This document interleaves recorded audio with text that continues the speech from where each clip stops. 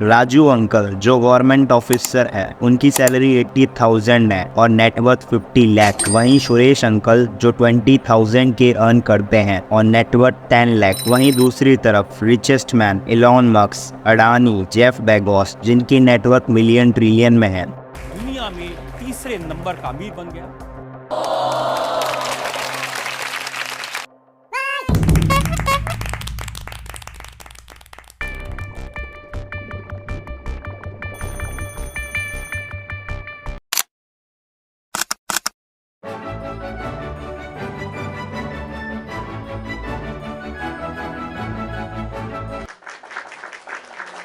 Raju uncle और Suresh uncle जैसे India में लाखों लोग हैं, बट वहीं अंबानी, टाटा जैसे सिर्फ कुछ 0% में ही लोग हैं। बट एक सवाल दिमाग में आता है, क्यों इंडिया में करोड़ों पॉपुलेशन होने के बाद भी कुछ लोग ही अमीर बन पाते हैं, कुछ लोग ही मिडिल क्लास ट्रैप से निकल पाते हैं। वीडियो को लास्ट तक जरूर देखना, आपके सारे डाउट्स क्लियर होंगे।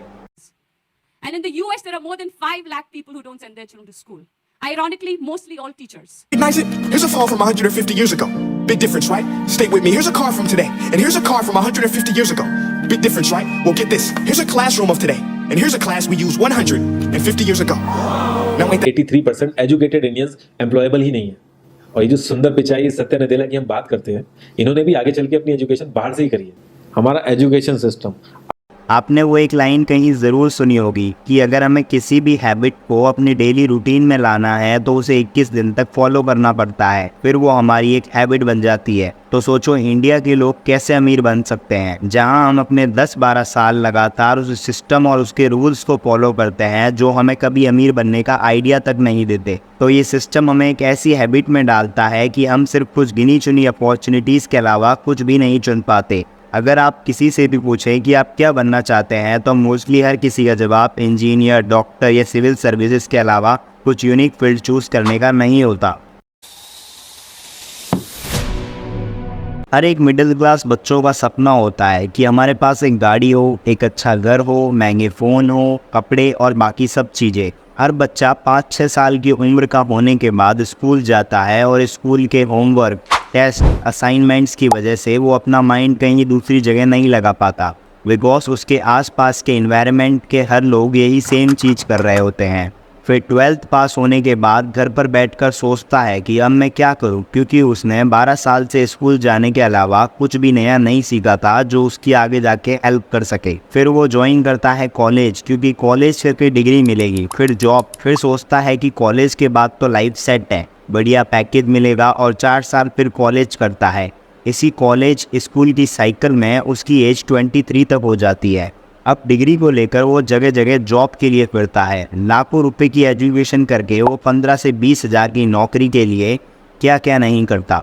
मजबूरी में उसे वो नौकरी करनी ही पड़ती है। अब वो अपने आप को एक हारा हुआ इंसान मानने लगता है। क्योंकि देखिए एग्जाम नहीं हो रही थी, तैयारी कर रहा है, सिलेबस बदल रहे हैं, एग्जाम कर रहे हैं, तैयारी कर रहे हैं, और मैंने अलग अलग डिग्री लिया, जैसे कि एमएससी किया, एमएड किया, मैंने एमएन खोटा, लास्ट में ट्राइबल लैंग्वेज में किया, बीएड किया, सीटेट क्वालिफाइड किया, नेट क्वालिफाइड। दौरान आपकी जिंदगी में क्या क्या छूट गया? जिंदगी में सारी चीज छूट गया सर, घर परिवार रिश्तेदार सारे छूट गए। हम लोग को बहुत हीन भावना से देखते हैं लोग, जो भी देखते हैं हम लोग को बहुत हीन भावना से, परिवार रिश्तेदार वाले उतने बात नहीं करते सर। और मैं 2 साल से गाँव में भी नहीं गया अभी तक। दुख है सर, क्या बोलूँ, मैं अपने दुख और पीड़ा को किसी पर सामना नहीं कर सकता हूँ सर। बहुत संघर्ष से पढ़ा हूँ, ट्यूशन पढ़ा के मैं 2012 से ट्यूशन पढ़ा के अभी तक मैं पढ़ाई किया हूँ, और मैं कुछ भी हासिल नहीं कर पाया।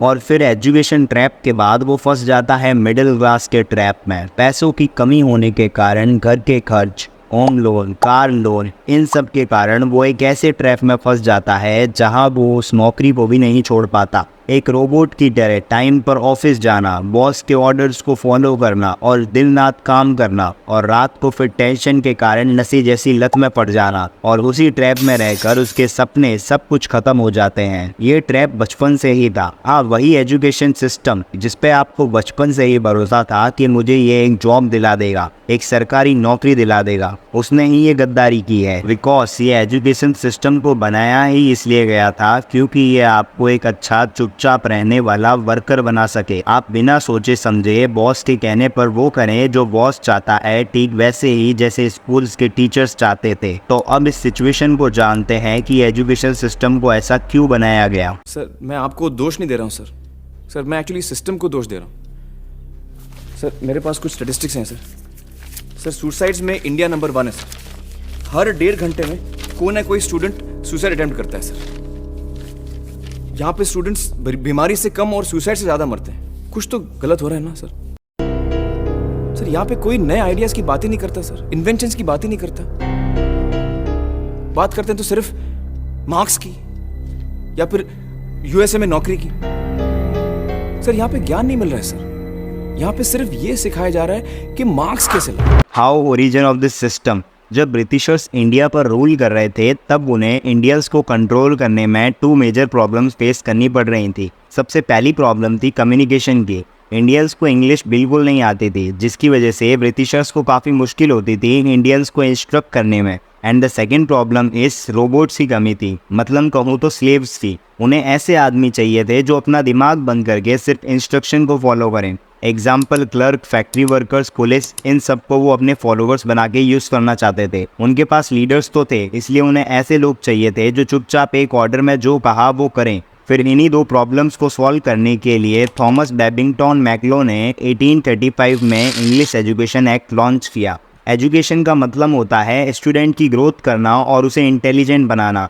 बट सोचो ब्रिटिशर्स ऐसा क्यों चाहेंगे? उन्हें तो ऐसा आदमी बनाना था जो उनका काम कर सके। Problem number 1। फिर शुरुआत हुई इंग्लिश एजुकेशन सिस्टम की। इस सिस्टम के रूल्स थे कि टाइम पर स्कूल आना, बेल बजते ही घर जाना, इंटरवल होना, कोई सवाल जवाब नहीं करना, और फिर स्कूल ख़त्म होने के बाद क्लर्क पुलिस की नौकरी में लगना और उसी स्ट्रेटजी से स्लेव्स की तरह काम करवाना। ब्रिटिशर्स तो चले गए थे 1947 में, बट वो इधर अपना एजुकेशन सिस्टम भूल गए। अब इंडिया में इंग्लिश लैंग्वेज को हिंदी और संस्कृत से भी ऊपर मानते हैं। कोई हिंदी में बात करे तो उसे लोअर मिडिल क्लास कहते हैं और वहीं इंग्लिश में करे तो हाई क्लास कैटेगरी। इसी तरह ब्रिटिशर्स ने अपनी फर्स्ट प्रॉब्लम को इजीली सॉल्व कर दिया था। Problem number 2। अब उन्हें स्लेव्स चाहिए थे। जो इंग्लिश एजुकेशन सिस्टम स्लेव बनाने में लगा पड़ा था। स्कूल में उन्हें जो कहा जाता वो ऑर्डर फॉलो करते और अपना दिमाग तक नहीं लगाते। जो बुक्स दी जाती उन्हें ही पढ़ना होता। अगर एग्जाम्स में कुछ भी मन से लिख दिया जाता तो नंबर काट दिए जाते। कॉपी पेस्ट काम होना चाहिए था। ठीक उसी तरह आगे जाकर अगर हमारे ऑफिस में ये लोग काम करेंगे या क्लर्क बनेंगे, कुछ भी गलत होने पर उनकी सैलरी कटेगी। मैक्लो ने भले ही एजुकेशन सिस्टम नाम रखा हो, बट रियली में ये एक स्लेव सिस्टम की तरह उसे यूज कर रहा था।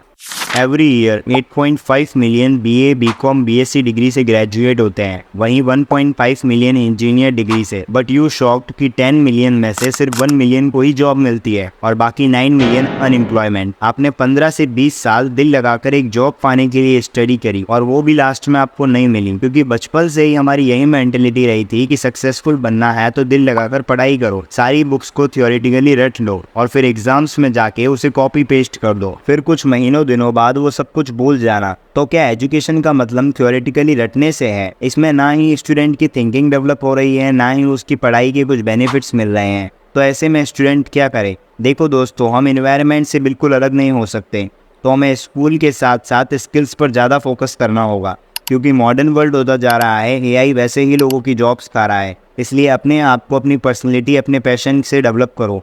इस वर्ल्ड में कंपटीशन बढ़ता जा रहा है। किसी भी फील्ड में जाओ, लाखों कॉम्पिटिटर्स आपका वेट कर रहे होंगे। इस दुनिया में करोड़ों लोग हैं, सबका अपना अपना अलग अलग माइंडसेट है, बॉडी है, थिंकिंग है। आप सोचो, मछली को पेड़ पे चढ़ाना और बंदर से स्विमिंग करवाना टाइम वेस्ट है। इसलिए भगवान ने सबको अलग अलग स्किल्स दिए हैं, बस अपनी स्किल्स को फाइंड करो, अपने पैशन को ढूंढो। एल्बर्ट आइंस्टाइन ने एक बात कही थी, एवरीबडी इज जीनियस। अपने अंदर के जीनियस को ढूंढो। और चैनल को लाइक और सब्सक्राइब जरूर करना।